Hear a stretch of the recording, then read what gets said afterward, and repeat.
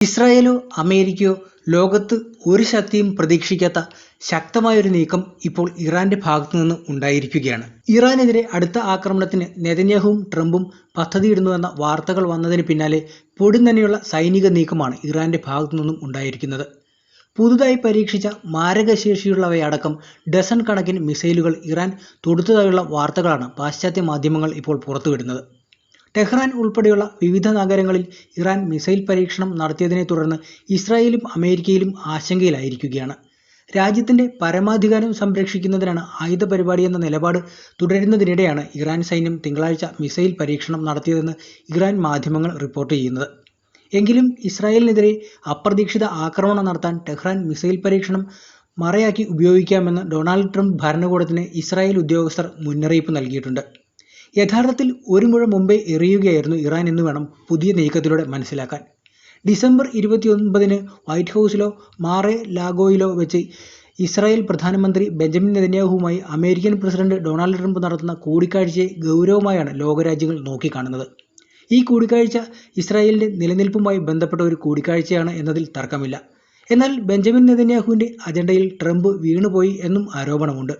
അമേരിക്കയ്ക്കും നല്ല നാളുകളായിരിക്കില്ല വരാൻ പോകുന്നത് എന്ന് തന്നെയാണ് നയതന്ത്ര വിദഗ്ധർ വിലയിരുത്തുന്നത്.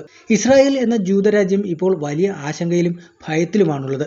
ഗാസയിൽ നടത്തിയ ആക്രമണം മുതൽ ഇറാനുമായി ഉണ്ടായ ഏറ്റുമുട്ടൽ വരെ എടുത്തു പരിശോധിച്ചാൽ ഇസ്രായേൽ എന്ത് ലക്ഷ്യം മുൻനിർത്തിയാണോ ആക്രമണം നടത്തിയത് ആ ലക്ഷ്യം അവർക്ക് നേടാനായില്ല എന്ന് മാത്രമല്ല, ഇറാൻ സൈനികമായി കൂടുതൽ ശക്തി ആർജിക്കുകയും ചെയ്തിട്ടുണ്ട്. ഇത് ഇസ്രായേലിന്റെ ഉറക്കം കെടുന്ന സാഹചര്യത്തിലേക്കാണ് കൊണ്ടെത്തിച്ചിരിക്കുന്നത്. ഇറാനുമായുള്ള ഏറ്റുമുട്ടലിന് ശേഷം 6 മാസത്തെ ഇടവേളയ്ക്ക് ശേഷം വരുന്ന ചർച്ച കൂടിയാണിത്. കഴിഞ്ഞ ജൂണിൽ നടന്ന സംഘർഷത്തിൽ അമേരിക്കൻ ബോംബറുകളാണ് ഇറാന്റെ ആണവ നിലയത്തിൽ ബോംബിട്ടത്. ഇതോടെ ഇറാന്റെ ആണവ ഭീഷണി ഇല്ലാതാക്കിയതായാണ് ട്രംപ് തന്നെ പരസ്യമായി അവകാശപ്പെട്ടിരുന്നത്. ട്രംപിന്റെ ഈ പ്രഖ്യാപനങ്ങൾ എന്നതിലുപരി അതിൽ ഒരു യാഥാർത്ഥ്യം ഇല്ല എന്നത് വൈകിയാണെങ്കിലും ഇപ്പോൾ ഇസ്രായേലിനും അമേരിക്കയ്ക്കും മാത്രമല്ല ലോകരാജ്യങ്ങൾക്കാകെ ബോധ്യപ്പെട്ടു കഴിഞ്ഞ കാര്യമാണ്. ഒരു ഏറ്റുമുട്ടലുണ്ടാകുമ്പോൾ അതൊരിക്കലും ഏകപക്ഷീയമായി മാറില്ല എന്ന ചിന്ത തന്നെ അവർക്കുണ്ടായിട്ടുണ്ട്. അങ്ങനെ വിലയിരുത്തുമ്പോൾ പോലും ഒരേ സമയം അമേരിക്കൻ ആക്രമണവും ഇസ്രായേൽ ആക്രമണവും നേരിടേണ്ടി വന്നിട്ട് പോലും ഇറാന്റെ സൈനിക ശേഷിയെ തകർക്കാൻ കഴിഞ്ഞിട്ടില്ല എന്നത് യാഥാർത്ഥ്യമാണ്. അതുതന്നെയാണ് ഇപ്പോൾ പൂർവാധികം ശക്തിയായി ഇറാനെ മുന്നോട്ട് വരുത്താൻ കാരണമായതും. ഇറാൻ ആണവായുധം ഉണ്ടാക്കുന്നത് തടയാൻ ഇസ്രായേലിന്റെ സമ്പുഷ്ടീകരിച്ച യുറേനിയം തകർക്കാനാണ് ഇറാനെ അമേരിക്കയും ഇസ്രായേലും ആക്രമിച്ചത്. എന്നാൽ ആ സമ്പുഷ്ടീകരിച്ച യുറേനിയത്തിന് ഇപ്പോഴും ഒന്നും സംഭവിച്ചിട്ടില്ല എന്നതാണ് യാഥാർത്ഥ്യം. അതിപ്പോഴും ഭദ്രമായി തന്നെ ഇറാന്റെ ഉള്ളിൽ തന്നെ ഏത് നിമിഷവും ആണവായുധം നിർമ്മിക്കുവാനും പാകത്തിന് സൂക്ഷിച്ചു വച്ചിട്ടുണ്ട്. ഇറാൻ ആണവശക്തിയായി മാറുന്നത് ഒരേ സമയം ഇസ്രായേലിന് മാത്രമല്ല അമേരിക്കയും കൂടി ഭീഷണിയാണ് എന്നതും യാഥാർത്ഥ്യമാണ്. പൊതുവെ എടുത്തുചാട്ടക്കാരനായി അറിയപ്പെടുകയാണെങ്കിലും ഉത്തര കൊറിയൻ ഭരണാധികാരി കിമ്മിനെ ട്രംപും അമേരിക്കയും വല്ലാതെ ഭയക്കുന്നുണ്ട്. കാരണം അവരുടെ കയ്യിൽ ആണവായുധങ്ങൾ ഉള്ളത് കൊണ്ട് മാത്രമാണ് ഈ ഭയം. ട്രംപിന്റെ ആദ്യ ഭരണകാലത്ത് അമേരിക്കയ്ക്ക് നേരെ ആണവ മിസൈൽ ഉത്തര കൊറിയ തിരിച്ചു വെച്ചപ്പോൾ മിസൈൽ വേഗത്തിലാണ് സമവായം ഉണ്ടാക്കാനായി ട്രംപ് ഓടിയെത്തിയത്. ഒടുവിൽ കിം ജോങ് ഉന്നുമായി ട്രംപ് നടത്തിയ കൂടിക്കാഴ്ചയ്ക്ക് ശേഷമാണ് അമേരിക്കയുടെ ആശങ്ക ഒഴിഞ്ഞത്.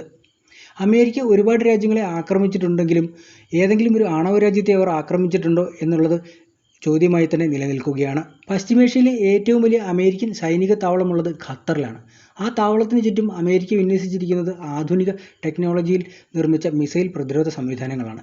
ഇറാൻ വെറും സാമ്പിൾ മാത്രമായി പുറത്തുവിട്ട മിസൈലിനെ തടുക്കാൻ പോലും പറ്റാതിരുന്ന പ്രതിരോധ സംവിധാനങ്ങൾക്ക് ഇനി അമേരിക്കയെ എങ്ങനെ കാക്കാൻ പോകും എന്നുള്ള ചോദ്യവും ഉയരുന്നുണ്ട്. മാത്രമല്ല, ഇറാൻ ഇസ്രായേൽ ഏറ്റുമുട്ടൽ നടക്കുമ്പോൾ ഇറാന്റെ മിസൈൽ തടയാൻ ഇസ്രായേലിന്റെ അയൺ ഡോമിനൊപ്പം അമേരിക്കയുടെ താഡ് ഉൾപ്പെടെയുള്ള സംവിധാനങ്ങൾക്കും സാധിച്ചിരുന്നില്ല. ഇസ്രായേൽ ഒരു ബങ്കർ രാജ്യം അല്ലായിരുന്നുവെങ്കിൽ വൻ നാശനഷ്ടം അവിടെ ഉണ്ടാകുമെന്നാണ് വിലയിരുത്തൽ. ഇസ്രായേലിനും അമേരിക്കയ്ക്കും നിലപാടുകളിൽ നിന്നും പിന്നോട്ട് പോയി ഇറാനുമായി ഒത്തുതീർപ്പിന് എത്തേണ്ടി വന്നത് തന്നെ ഖത്തറിലെ അമേരിക്കൻ താവളത്തിൽ ഇറാന്റെ മിസൈൽ വീണപ്പോൾ മാത്രമാണ്. മുൻകൂട്ടി ഖത്തറിനെ അറിയിച്ച ശേഷമാണ് അന്ന് ഇറാൻ ഇത്തരമൊരു ആക്രമണത്തിന് മുതിർന്നത് തന്നെ. ഇറാന്റെ പരമോന്നത നേതാവ് അയത്തുള്ള അലി ഖമേനിയുടെ ഉറച്ച നിലപാടും ഇറാൻ സൈന്യത്തിന്റെ നിശ്ചയദാർഢ്യവുമാണ് ഇറാന്റെ കരുത്തായി എടുത്തു കാട്ടപ്പെടുന്നത്. ആ കരുത്ത് തകർക്കാൻ ഇറങ്ങിയവരാണ് ഇപ്പോൾ ഇറാൻ ആണവ ശക്തിയാകുമെന്ന് കണ്ട് വീണ്ടും ഭയന്ന് ആക്രമണത്തിന് മുതിരുന്നത്. മുമ്പ് നടത്തിയ പോലെ തന്നെ ഇറാനെ ഇനിയും ആക്രമിക്കാൻ അമേരിക്കയും ഇസ്രായേലും തുനിഞ്ഞാൽ അത് വിനാശകരമായ ഒരു യുദ്ധത്തിലാകും കലാശിക്കുക എന്നുള്ളത് ഉറപ്പാണ്. കാരണം ഇറാൻ ആണവായുധ പരീക്ഷണം നടത്തിയിട്ടില്ലെങ്കിലും അവരുടെ കയ്യിൽ ആണവായുധം ഇല്ലെന്ന് ഇപ്പോൾ പോലും ഉറപ്പിച്ച് പറയാൻ പറ്റാത്ത അവസ്ഥയാണ്. ഇറാന്റെ സമ്പുഷ്ടീകരിച്ച യുറേനിയം നശിപ്പിക്കാൻ കഴിഞ്ഞിട്ടില്ലെന്ന് അമേരിക്കൻ ഏജൻസികൾ തന്നെ സമ്മതിക്കുന്ന സാഹചര്യത്തിൽ ഒരു സാധ്യതയും തള്ളിക്കളയാൻ സാധിക്കുന്നില്ല. ഇറാന്റെ 11 മുതിർന്ന ആണവ ശാസ്ത്രജ്ഞർ കൊല്ലപ്പെട്ടെങ്കിലും ഈ രംഗത്തെ വിദഗ്ധരായ നിരവധി ശാസ്ത്രജ്ഞന്മാർ ഇപ്പോഴും ഇറാനിൽ ഉണ്ടെന്നാണ് അന്താരാഷ്ട്ര മാധ്യമങ്ങളുടെ റിപ്പോർട്ട് പുറത്തു വന്നിരിക്കുന്നത്. ഇറാൻ ആണവശക്തിയാകാൻ ശ്രമിക്കുന്നതിൽ മാത്രമല്ല, ബാലിസ്റ്റിക് മിസൈൽ ഉൽപ്പാദനം പുനർനിർമ്മിക്കാനും വികസിപ്പിക്കാനുള്ള ഇറാന്റെ ശ്രമങ്ങളിലും ഇസ്രായേലിന് വലിയ ആശങ്കയുണ്ട്. ഇറാന് പ്രതിവർഷം ചുരുങ്ങിയത് 3000 മിസൈലുകൾ വരെ ഉൽപ്പാദിപ്പിക്കാൻ കഴിയുമെന്നാണ് ഇസ്രായേൽ വിലയിരുത്തപ്പെടുന്നത്. ഈ സാഹചര്യത്തിൽ ഇറാന് നേരെ എത്രയും പെട്ടെന്ന് അമേരിക്കയുമായി ചേർന്നുള്ള സംയുക്ത ഓപ്പറേഷൻ നടത്തണമെന്നാണ് നെതന്യാഹുവിന്റെ ആഗ്രഹം. ആക്രമണത്തിന് നെതന്യാഹു മുന്നിട്ട് നിൽക്കും എന്നും വാർത്തകളുണ്ടായിരുന്നു.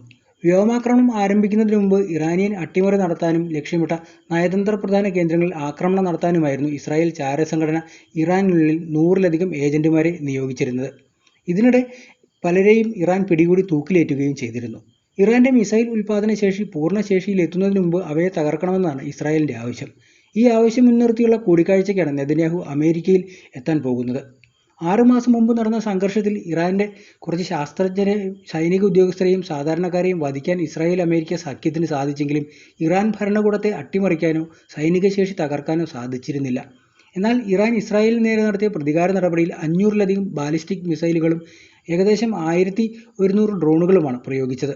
ഇതിൽ നിരവധി പേർ കൊല്ലപ്പെടുകയും ആയിരക്കണക്കിന് പേർക്ക് പരിക്കേൽക്കുകയും ചെയ്തിട്ടുണ്ട്. 10,000-കണക്കിന് ഇസ്രായേലി പൗരന്മാരാണ് സംഘർഷം ഭയന്ന് നാടുവിട്ട് ഓടേണ്ടി വന്നത്.